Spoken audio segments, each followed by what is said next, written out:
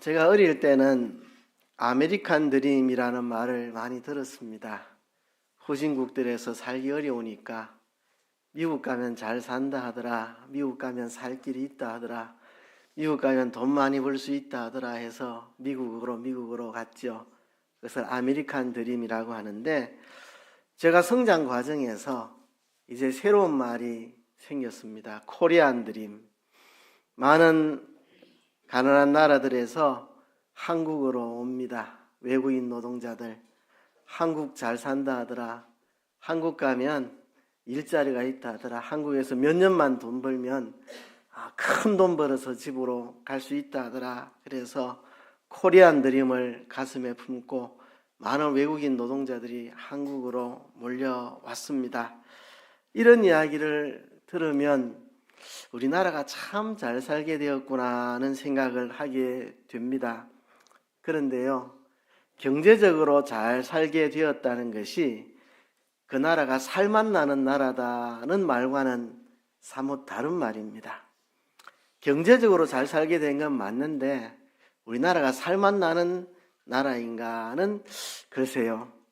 한때 원정출산, 이민열풍이라는 말이 사회를 떠들썩하게 했습니다. 원정출산, 이민열풍 이런 이야기 들어보면 우리나라가 아직도 살맛나지 않는 곳은 아닌가 싶은 생각도 하게 됩니다. 뉴스를 보면 늘 파업 이야기, 시위 이야기, 늘 분쟁과 갈등 이야기가 끊이지 않습니다. 그런 걸 보면 우리나라가 여전히 살맛나는 나라는 아닌가 싶은 생각이 듭니다. 왜 모두들 머리에 띠띠고 시위하고 갈등하고 분쟁합니까? 한 가지입니다. 공평하지 않다는 겁니다. 우리 사회가 공평하지 않다. 공평하게 해라. 그래서 머리에 띠띠고 시위하고 갈등하고 싸우는 거 아니겠습니까? 공평하다는 것이 무엇인가 저는 많이 생각을 하게 됩니다. 힘이든 돈이든 자원이든 권리든 한 사람이 다 움켜쥐고 있고 다른 사람들이 가질 것이 부족한 상태, 그걸 공평치 않다 그렇게 말합니다. 가정이든 교회든 사회든 공평이 깨지면 서로 싸우고 다투고 시비하고 눈물 나고 아픈 그런 일들이 생깁니다.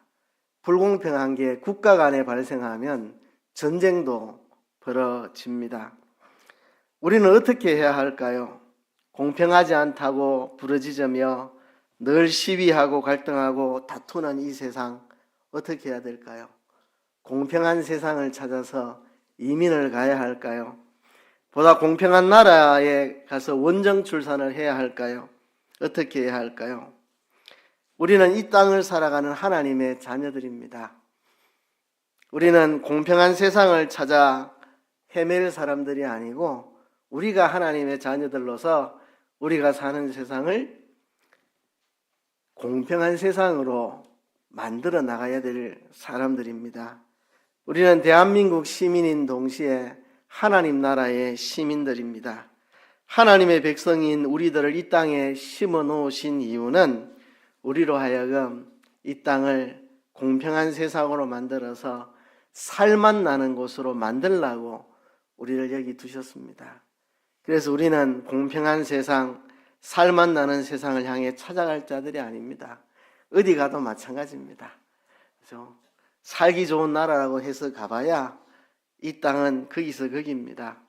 우리는 살맛나는 곳을 찾아갈 사람이 아니고 내가 이 땅을 살맛나는 곳으로, 우리 가정을 살맛나는 가정으로, 우리 교회를 살맛나는 교회로, 우리 사회를 살맛나는 세상으로 만들어갈 주인공입니다.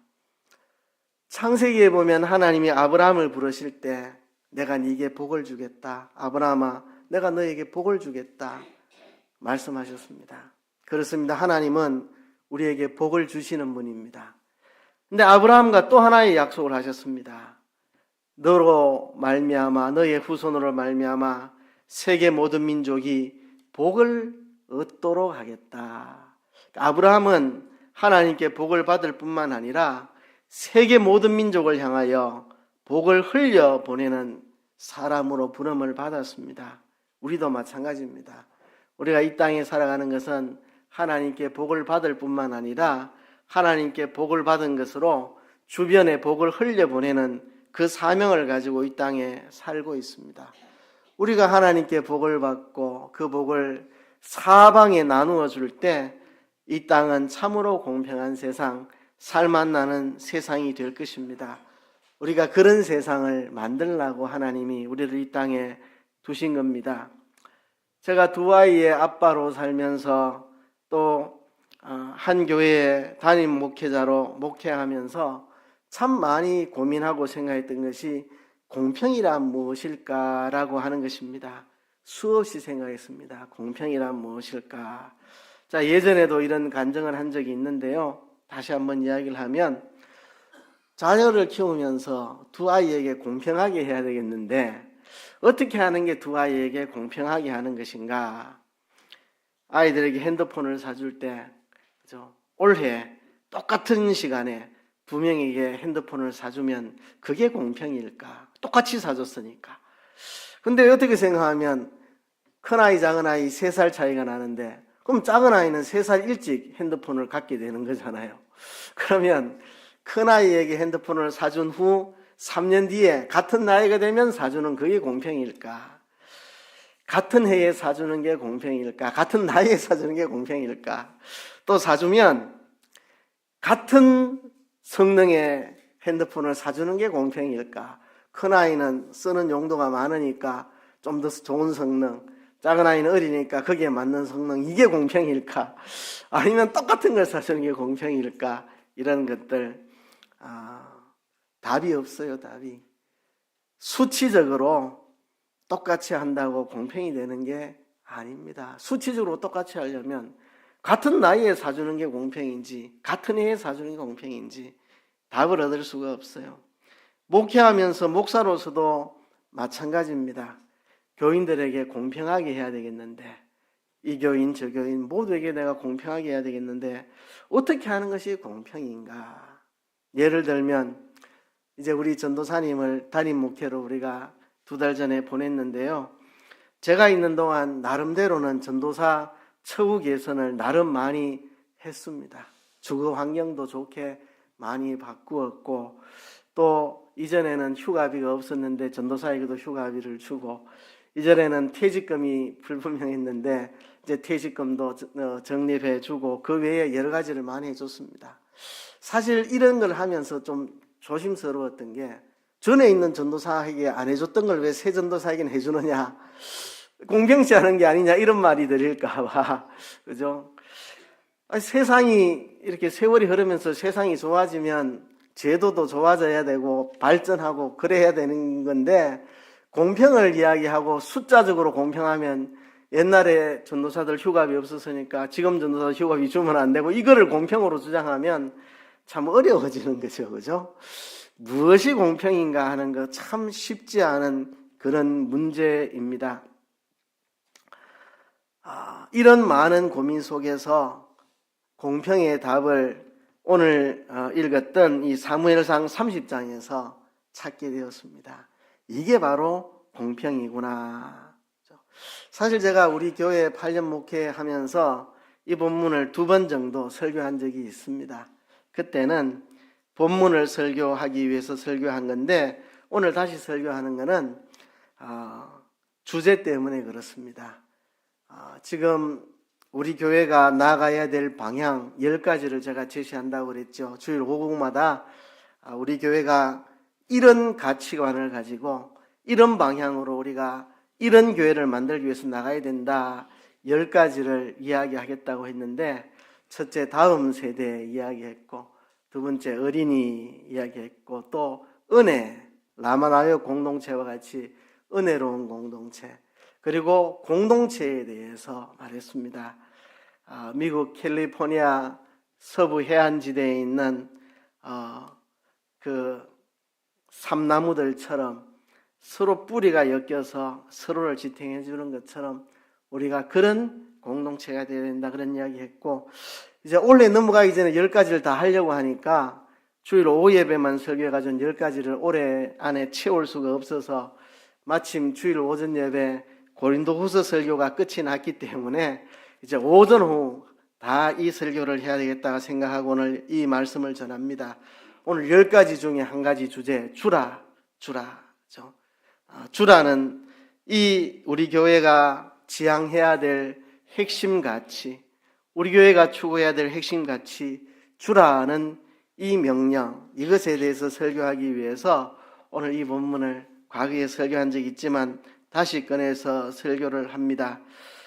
오늘 사무엘상 30장 21절로 25절 말씀은 우리에게 이렇게 말씀합니다. 서로 움켜쥐기 때문에 살맛을 잃어버린 우리 주변 세상을 살맛 나는 세상으로 바꾸는 방법은 움켜진 손을 펴는 것입니다. 움켜진 손을 펴고 나누어 줄 때 우리 주변 세상을 살맛 나는 세상으로 만들 수 있다는 것입니다. 오늘 본문의 이야기는 이런 내용을 담고 있습니다.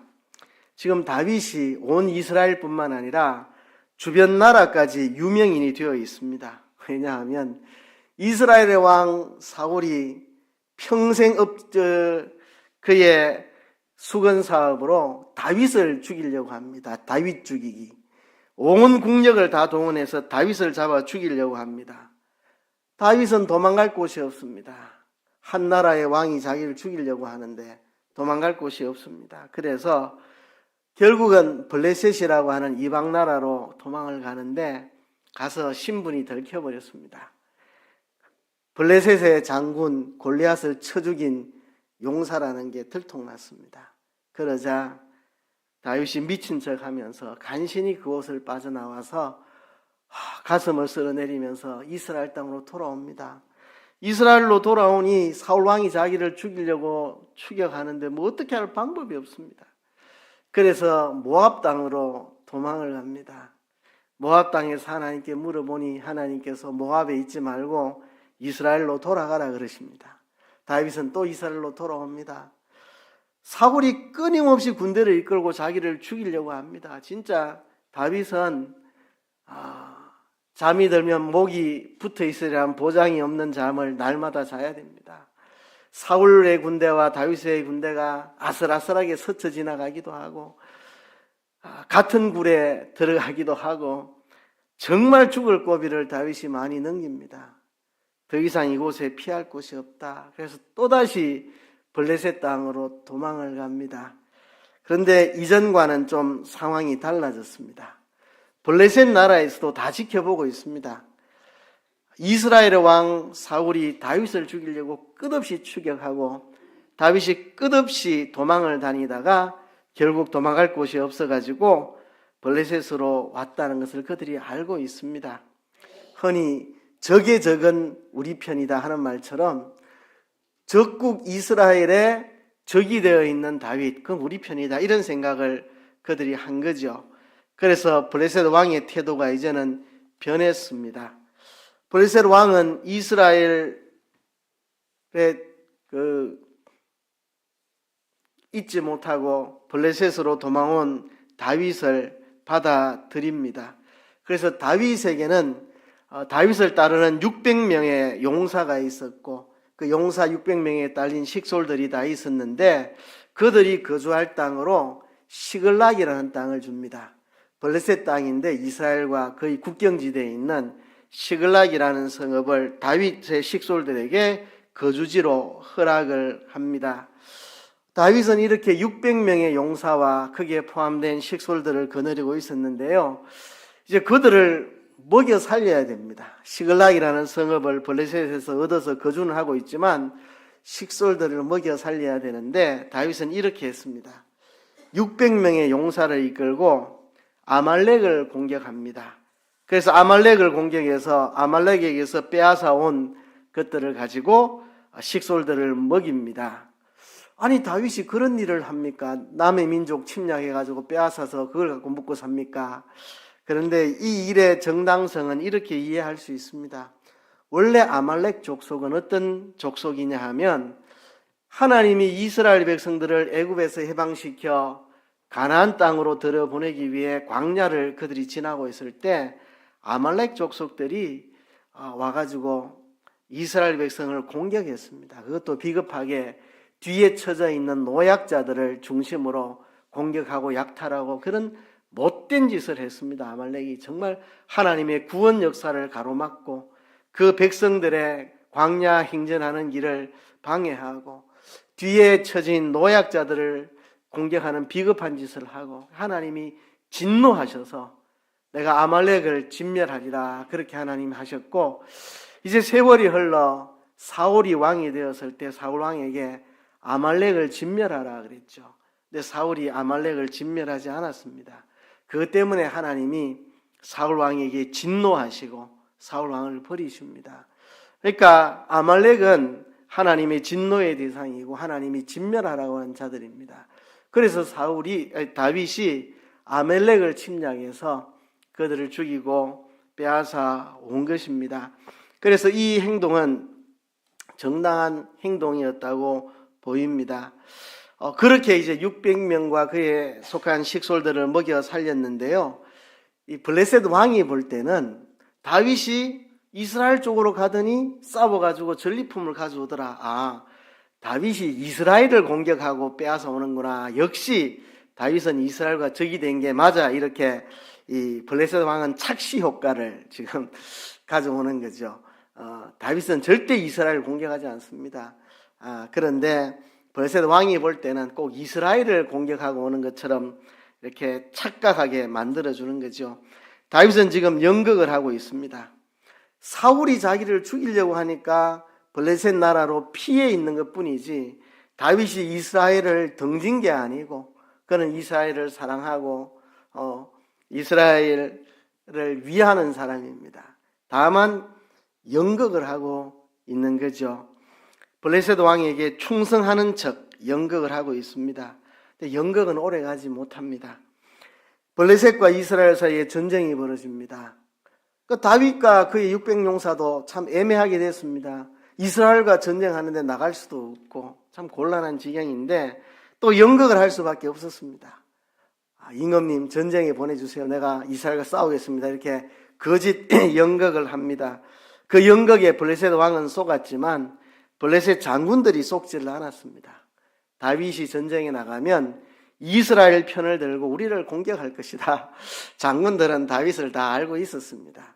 속지 않았습니다. 그래서 다윗을 전쟁에 참여시키지 않았고 다윗은 억울한 척하면서 속으로는 휴 살았다 하고 이제 시글락으로 돌아옵니다. 그런데 다윗이 600명의 군사를 이끌고 떠나 있는 동안 시글락에는 난리가 났습니다. 아말렉 족속들이 시글락을 와서 침략을 해가지고 성읍을 다 불사르고 사람들을 다 포로로 잡고 그 재산들을 다 빼앗아서 가버렸습니다. 아마도 이 아말렉 사람들이 과거에 다윗에게 공격당하고 빼앗긴 것을 원수 갚으려고 온 것 같아요. 복수하려고. 다윗에게 복수하려고 군대를 끌고 와서 다윗이 장군들과 병사들과 떠나 있는 동안에 그냥 주민들만 여성들만 남아있는 그곳에 이들이 침략해가지고 다윗과 그 용사들이 없는 틈을 타서 여성들과 노약자들만 있는 여기에 다 잡아가지고 또 다 빼앗아가지고 가버렸습니다. 다윗과 600용사가 시글락에 와보니 새카만 연기만 피어오르고 있고 사람도 없고 재산도 다 빼앗기고 없습니다. 정말 다윗과 600용사는 땅바닥에 틀썩 주저앉아서 물기력이 없도록 엉엉 울었습니다. 그죠? 자기 아내도 빼앗겼고 자식도 빼앗겼고 재산도 다 빼앗겼는데 주거지는 다 불탔고 얼마나 땅에 주저앉아 울기력이 없도록 울었겠습니까? 사람들은 다윗을 죽이자고 합니다. 다윗 때문에 생긴 일이라고. 그러나 다윗은 하나님을 의지하고 용기를 얻어 다시 일어나고 600명의 용사가 다윗과 뜻을 합해서 용기를 얻어서 모든 걸 빼앗아간 아말렉을 추격합니다. 그래서 600명의 용사가 아말렉이 사는 지역을 향하여 출정을 합니다. 출정을 했는데 그들이 울기력이 없도록 울었죠. 먼 길을 출정을 해서 왔죠. 지쳤습니다.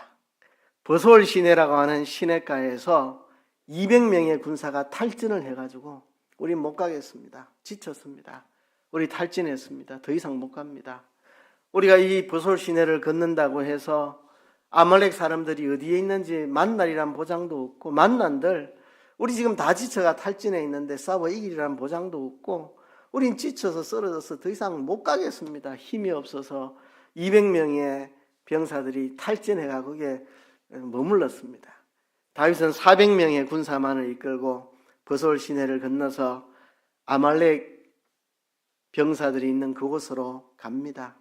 갔더니 아말렉 사람들이 이제 시글락을 공격해서 다 빼앗아 왔다고 좋아서 먹고 마시고 뭐 춤추고 난리가 났습니다. 그때 이제 다윗이 400명의 군사를 이끌고 그들을 쳐가지고 모든 걸 다 되찾아왔습니다. 빼앗겼던 사람 되찾고 빼앗겼던 재산 다 되찾고 그 외에 전리품까지 많이 얻어가지고 이제 다시 돌아옵니다. 돌아와서 다시 버솔 시내에 이르렀습니다. 버솔 시내에는 200명의 군사들이 눈 빠지게 그들을 기다리고 있었습니다. 그런데 갑자기 분위기가 싸늘해집니다.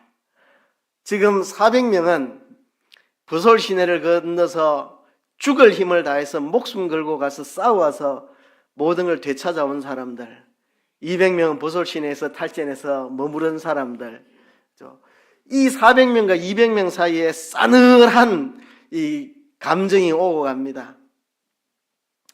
200명의 탈진한 군사들은 우리가 전쟁에 동참은 못했지만 빼앗아온 거 다시 다 돌려주기를 바랬고, 400명은 공평치 않다. 여기 주저앉아 있는 200명하고 목숨을 걸고 죽을 힘을 다해서 전쟁에 나간 우리하고 똑같이 나누는 것은 합당하지 않다. 아내와 자식들만 돌려보내고 되찾아온 재물들은 우리가 다 차지하고 주지 말자. 우리 목숨 걸고 싸웠는데 우리가 이거 왜 돌려주나? 처자식만 돌려주고 재산은 돌려주지 말자. 이제 이렇게 된 거죠. 400명이. 분위기가 싸늘해졌습니다. 그때 다윗이 이렇게 말합니다.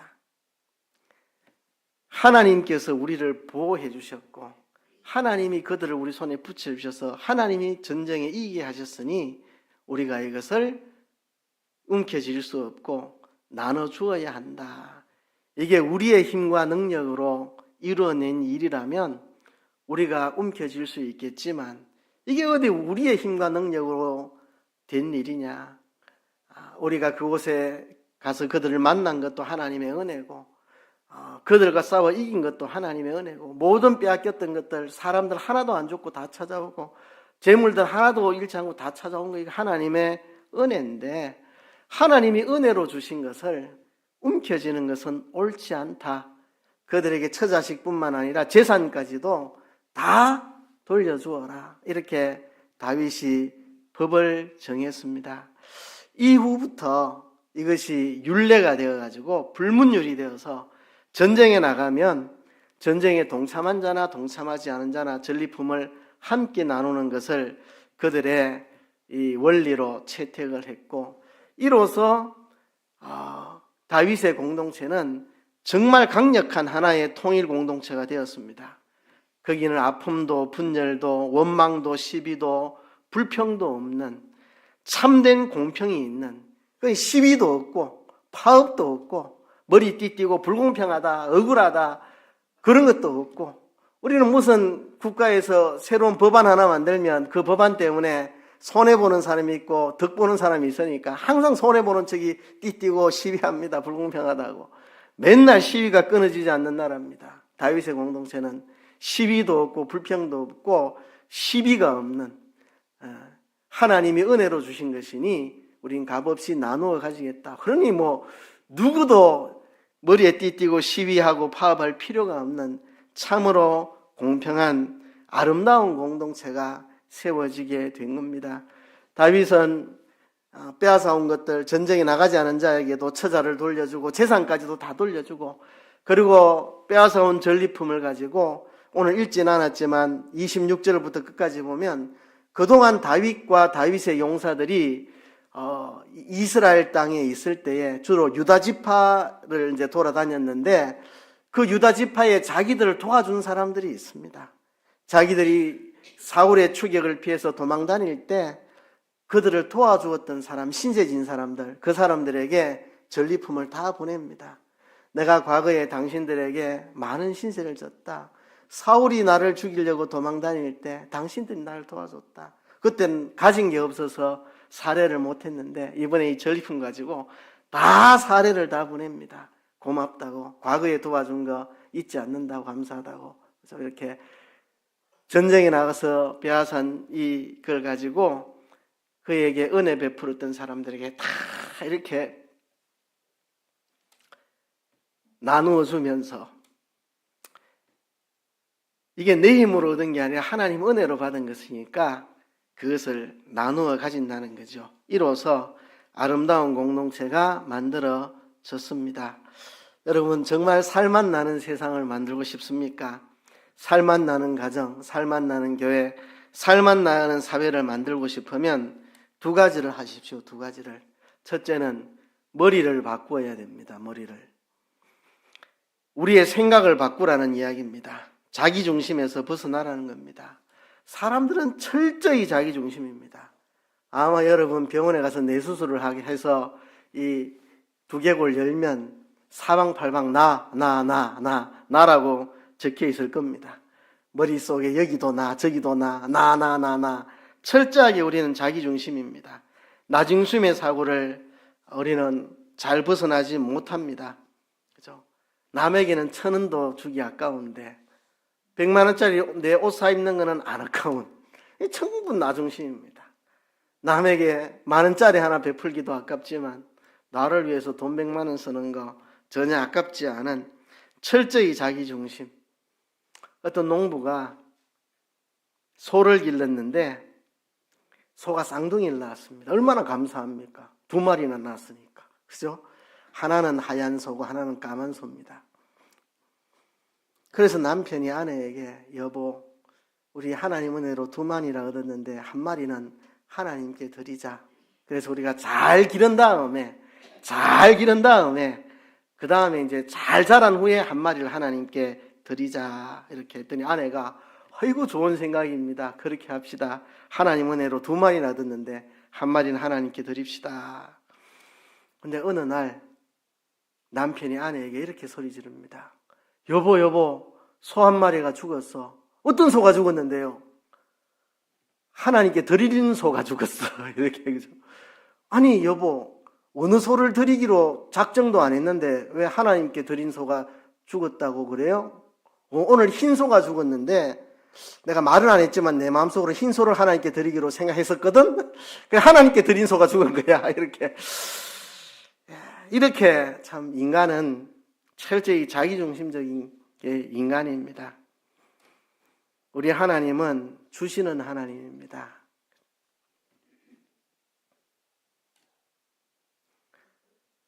우리에게 독생자를 주셨죠. 하나님이 세상을 이처럼 사랑하사 독생자를 주셨으니 이는 저를 믿는 자마다 멸망치 않고 영생을 얻게 하려 하심이라. 하나님 우리에게 믿음을 주시고 영생을 주시고 그를 위해 독생자를 우리에게 주셨습니다. 천지 만물을 창조해 주셨고 우리에게 영생을 주셨습니다. 우리를 용서해 주셨습니다. 날마다 우리를 위해 필요를 채워주십니다. 하나님은 주시는 하나님입니다. 그래서 우리가 하나님을 본받아서 나중심에서 벗어나서 나눠주는 삶으로 우리 머리를 바꾸어야 합니다. 여러분, 공평의 정의가 뭡니까? 불공평의 정의가 뭡니까? 세상 사람들이 내리는 공평과 불공평의 정의는 이겁니다. 내게 유익하면 공평, 내게 불리하면 불공평. 이게 세상 사람들의 공평과 불공평의 정의입니다. 그래서 무슨 법안을 만들든지 손해되는 쪽에서 불공평하다고 소리 지르는 거죠. 내한테 이득 되면 공평, 이득 안 되면은 불공평. 그죠? 여러분, 하나님은 주는 분입니다. 주는 분. 그런데 오늘 본문에 보면 똑같이 나눈 것을 반대했던 사람들이 여기에 등장을 합니다. 똑같이 나누어 가지기를 반대했던 400명. 그 사람들은 누구냐 하면 22절에 보면 악한 자와 비류들, 악한 자, 사악한 자, 철저히 자기중심적인 자, 사악한 자, 마귀적인 자, 마귀에게 속한 자, 마귀의 이 유혹을 받고 마귀를 따라 사는 사람. 하나님은 주시는 분입니다. 마귀는 철저히 우리를 자기중심적으로 만드는 게 이게 마귀적인 겁니다. 마귀적인 거. 그래서 우리 생각을 바꿔야 됩니다. 머리를 바꿔야 됩니다. 철저히 나중심적인 생각, 여기에 빠져 있으면 나눠줄 수가 없습니다. 자기중심적인 생각에서 벗어나야 합니다.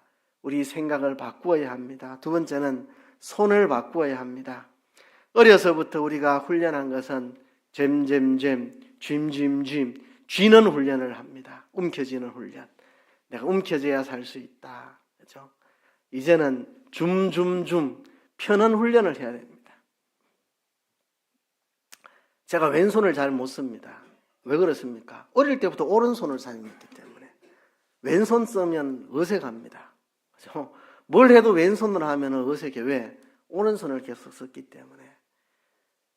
줌은 우리가 익숙합니다. 어릴 때부터 줌 훈련을 받았으니까. 근데 줌 펴는 훈련을 별로 못해가지고 이게 어색합니다. 주는 거는. 그래서 우리는 남은 생에 줌을 훈련해야 됩니다.